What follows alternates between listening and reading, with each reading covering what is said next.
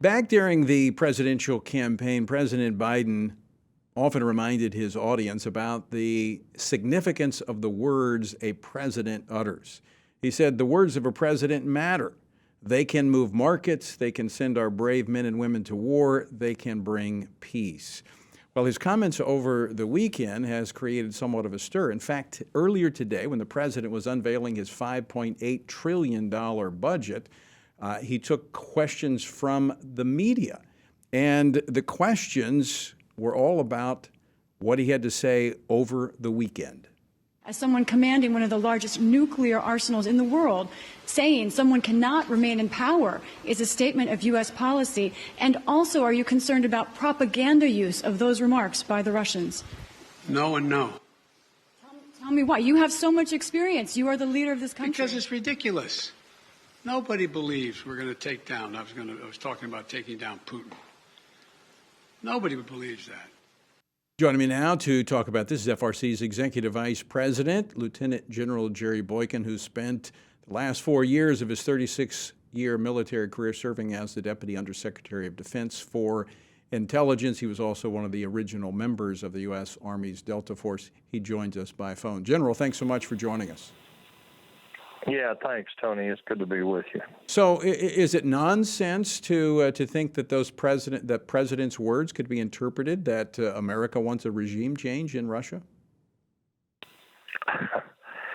You know what? Take a position one way or the other, but when the White House comes along behind you on everything you say and tries to clean up your mess, that confuses people, and not only that, it reduces any trust that they have in us and our president. I think that what he did there, I agree with him. There should be a regime change. I mean, Putin should not stay in power.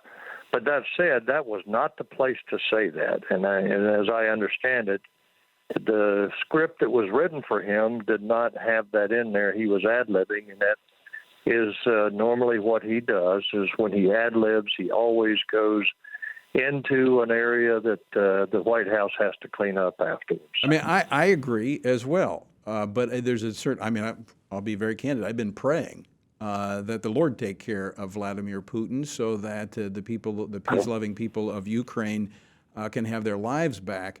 But when a president states those types of things, like he did last week, he got out ahead of his administration saying that Vladimir Putin was a war criminal.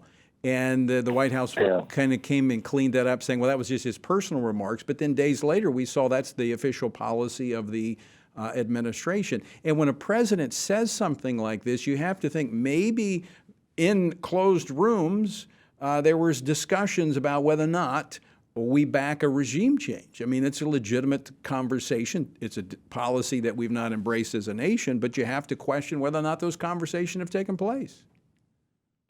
Well, that's exactly right. And let me tell you that if that's the case, if they have had discussions on this, that falls under the heading of what they call covert action.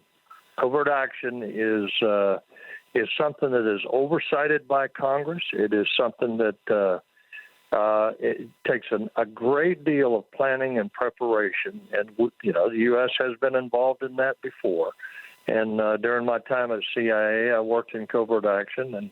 And I will tell you, to stand up there and even insinuate that we are thinking about that is a gross violation of all security regulations. And it's coming from the president himself.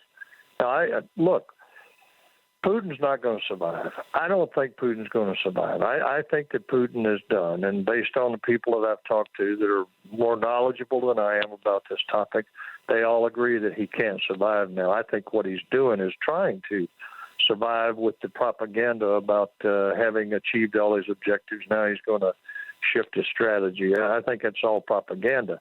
But the president cannot stand up and talk about regime change anywhere, especially given the nature of covert action and the amount of oversight that goes into that and the legal restrictions that are placed on it. But does that not also potentially create an escalation if Vladimir Putin feels like he is backed into a corner? I mean, this guy is sitting on a nuclear arsenal. Yeah. Well, that's exactly right. But yes, it is making him giving him an opportunity to use that against us with his own people. The Russian people are disgusted with him, but now he can say, "I was right the whole time. I told you."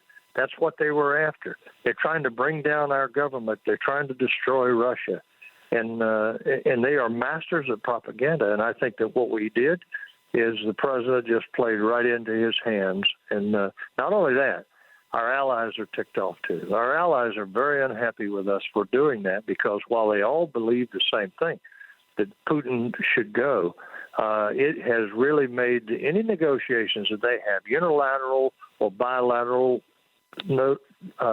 negotiations, have been made more complex now by the president standing up and saying that.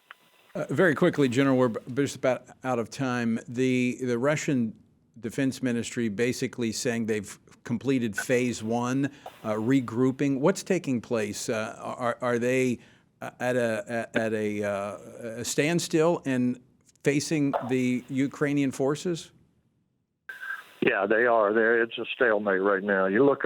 My view is the Ukrainians, they don't have to win; they just have to not lose. And I think that that's exactly where we are right now. And Putin and his military have been abysmal failures. And I think that this is propaganda. And once again, he's trying to convince the Russian people that everything has been a success. He knew what he was doing to begin with. And that's just simply not the truth. It's all propaganda as far as I am concerned. All right, General Jerry Boykin, always great to talk with you. Thanks so much for joining us today. Thank you, Tony. And folks, I want to encourage you to